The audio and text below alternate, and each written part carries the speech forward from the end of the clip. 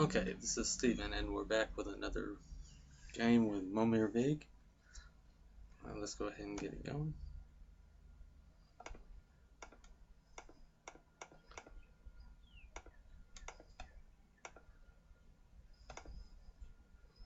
Alright, and we are up against Kimba.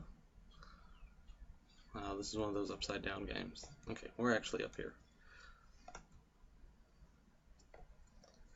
And then Malik, is it Paragon? And Prime Speaker Sagana.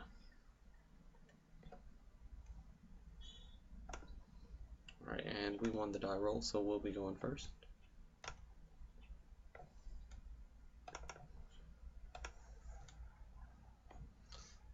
And so here we go. We just played Trop Tap. Everyone's dropping some lands. We don't really have anything to do until turn 3 anyways, and then we're just going to start ramping off Wood Elves and Explosive Vegetations.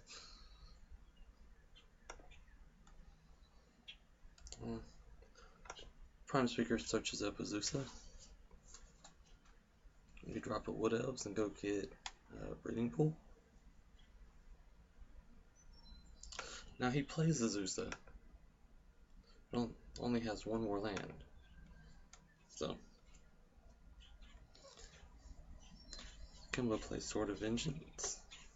We're going to go ahead and Explosive Vegetation, which gets reiterated by the Melik player.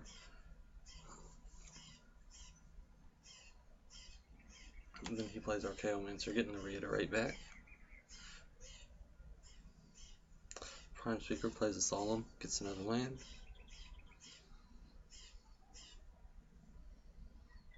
Kimba plays the top, uses it, and draws a card. Now right here, we're going to go ahead and get Cage Sun out, and since almost all of our lands produce blue, we're going to go ahead and name that first, even though normally I name green. So we get that down. Melik plays Thought Reflection. So if he would draw a card, he draws 2 cards instead.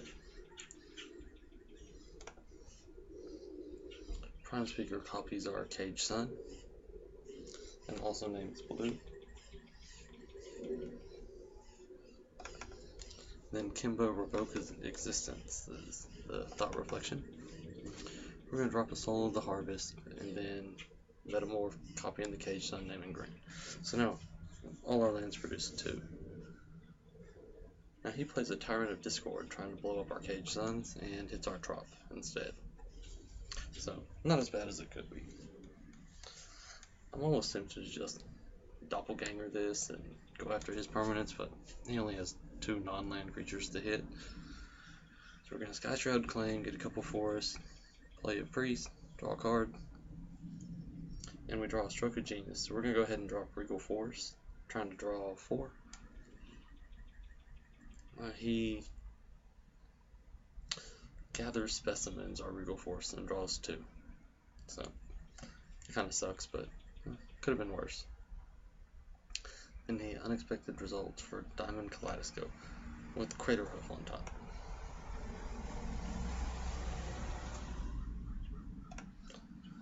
So next turn, if our Elf lives, our Priest of Titania, we have 2, 4, 6, 12, 14, 16 available mana.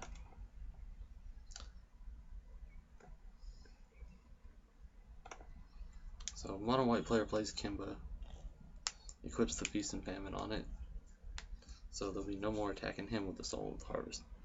So we're just going to hold up here and see if Melik taps out. We know he has to reiterate, so more than likely, if we do cast Stroke, he's going to just copy it instead of counter it. Or at least that's my hopes. So he doesn't tap out, unfortunately, and we know this guy's running probably some type of counter spells. But he plays Prime Speaker. Okay, now this is what he reveals. Now he has Azusa and Oracle in play, so he can already play 4 lands a turn. Exploration will make 5. So he drops Exploration, and he's dropped a couple lands. So this is what we know is in his hand. And then he tries the Spine of Ishsa. Now, he's more than likely going to target one of our Cage Suns.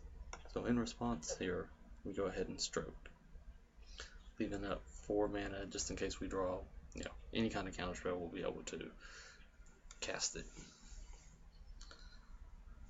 And like the counterspells in our deck are Rewind, Counterspell, Arcane Denial. I'm not sure if I put in the Plasm Capture in here. Maybe Forbid or something. We don't run a whole lot of counterspells, but we're going to go ahead and try to hit one. So we're going to Stroke for 10. Melik reiterates the Stroke. Now, Prime Speaker guy over here gets kind of mad after this next sequence of plays. So he draws his 10, I draw my 10, and I draw Rewind. Okay, so I Rewind targeted in the Spine. Then this guy is like telling him he should have countered the Rewind, so the Spine would resolve. And we tried telling him that, we drew the Rewind off of the Stroke.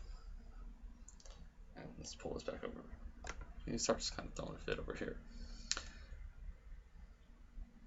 Now he's saying that, I'm going to win because he'd rather have the 10 cards. I said I had to draw the counter, and he goes, so I said, so if I draw the counter after he got to draw his cards, he couldn't have countered it. And, Nakaris is like on the same lines as me. He's like, well, how do I counter the spell that he drew off the cards with it resolving? And he's still throwing a fit, saying he can't counter it because it's already resolved before I played the counter. And Victim here just doesn't understand the concept of magic in the stack. But whatever. So we tell him, like, we don't really have a win con in hand right here. I mean, we can tutor up like an Avenger and Time Warp or something, but we don't have like a solid win condition next turn. So we're saying, he's just gonna rift away our board once we play out whatever we play. And he's like, I don't have a rift. There's no way I have a rift. But whatever. We know he has a rift because it's right here in his hand. See, right there. So anyways, we get to our turn, or end of turn with Worldly Tooth. Says, okay, we're trying to bait out a counterspell from this guy because he still has double blue up. But we just go get a clone, and now we do end up like winning this turn, but whatever. It's because of what we draw. Now we draw Palinchron, and I don't want to go infinite here or anything because I don't really think it's necessary. So I clone the Regal Force, drawing 1,000,000, and let's see what we draw here. So now off the Regal Force, we can tutor up Crater Hoof or whatever. And then next turn, because we can Time Warp, we still have all this mana in here. So first we're going to Sakashima his Azusa, drawing another card, and letting us play 2 extra lands, and then we Time Warp for Crater Hoof. Now next turn we can Crater Hoof, and then copy it, and then copy it, and we have lethal. So fortunately for us, it worked out. And we just discard a bunch of nonsense. And everyone scoops.